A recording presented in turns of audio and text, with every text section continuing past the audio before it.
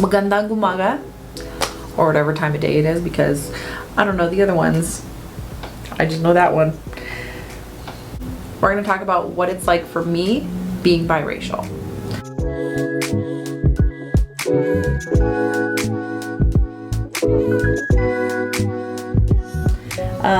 The most common question that I get right off the bat is, what are you?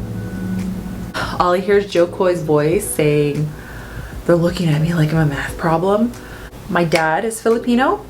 My mother is Caucasian. Mystery solved. Growing up, I did not see a lot of disadvantages or advantages to being biracial. It's so diverse in Anchorage, Alaska. Race just wasn't something that I paid attention to. In elementary school, we're kids. It just wasn't something that was noticed or talked about. It wasn't a big deal. Going into middle school, however, it's where kids are finding themselves creating their cliques. So I was never Asian enough to sit with the Asians, and I was never white enough to sit with the white kids. So I just kind of like fell in the small group of whatever, the ones who didn't care about it, any of that. And that continued on into high school. The cliques got bigger, but I still didn't fall under any of them. So I just, kept my head down, made it through high school. I wasn't very socially accepted. I don't think that my race played a part in that. I think I'm just a socially awkward person. So I don't think that my race had anything to do with it, but I just know I just never fit in with the Asians, and I never really fit in with the white kids. So, and then growing up in the household that I did, my parents were very balanced. They were very, half and half. I do tell people that I'm more whitewashed than anything. I don't speak Tagalog. I don't know a whole lot of phrases or words. I've never visited the Philippines. We had barbecues, we had fried chicken, steak, corn, mashed potatoes. My dad also cooks, so I grew up with pancit, fried rice, chicken adobo, pork adobo, caldereta, egg rolls, lumpia, Shanghai, leche flan. I had a best of both worlds from my parents. We just never dived very deep into the culture. It's not that I don't care about where I come from or my culture. It's not that I don't care about where my dad's from or his culture. It's just, I don't know if it was just how he raised me.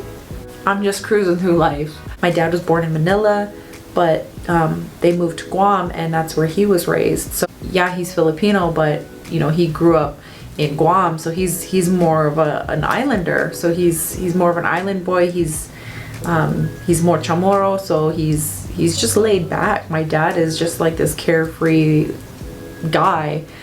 I feel that I was blessed to be raised by my parents. They never taught us Tagalog. They thought it might be too confusing for us to learn two languages, and that's fine. Growing up, I did try to teach myself and learn, because I love being Filipino. I love telling people that I'm Filipino. They want to know where the color comes from. So, I wanted to learn. It just never stuck. So fast forward to me being an adult. I had long, dark brown hair. I had a tan because at the time I thought I needed to tan was beautiful, so I didn't care.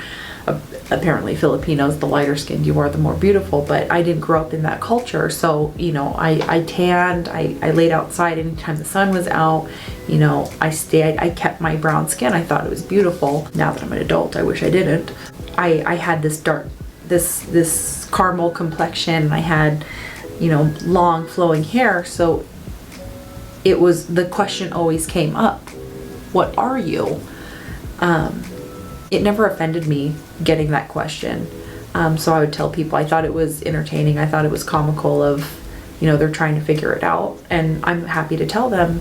And, I lead with, well, I'm Filipino. I didn't mind telling people. And I would always get, oh, you look Mexican. Oh, you look Hispanic. I go, okay. I didn't know a whole lot of Latin people, but I'm Asian. And I remember one time someone tried to speak Spanish to me, and I said, oh, I'm sorry, I don't speak Spanish. And they scoffed. You don't speak Spanish? And I kind of laughed, and I was like, why would I need to speak Spanish? I just think it's sad that Mexicans don't speak Spanish. And I got so offended. One, that a Mexican would look down on another Mexican for not speaking Spanish, but the assumption that I was Mexican, that I should speak Spanish, and instead of figuring out what I actually was. But he was so confident that I was Mexican. So, you know, I kind of stopped and I said, first of all, I'm Asian. You know, I have no earthly business knowing Spanish or speaking it. It was this, you know, oh, sorry, I thought you were Mexican. You look Mexican. I'm like, okay, well, I'm not. But I was still offended that even if I was Mexican and I didn't speak Spanish, why should that be a bad thing? It always bothered me.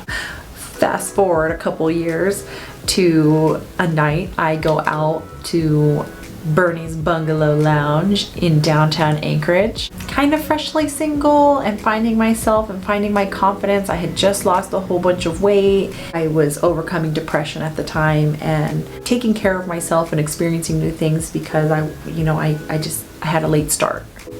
Here I am dancing at Bernie's, enjoying myself.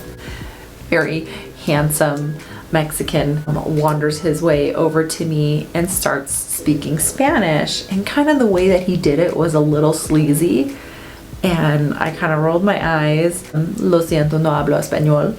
Spanish stuck a little bit better than Tagalog did, so you know, I had already known these phrases beforehand, but I always thought it was funny to say it in the most white way possible, so I know it didn't come out as smooth as it just did.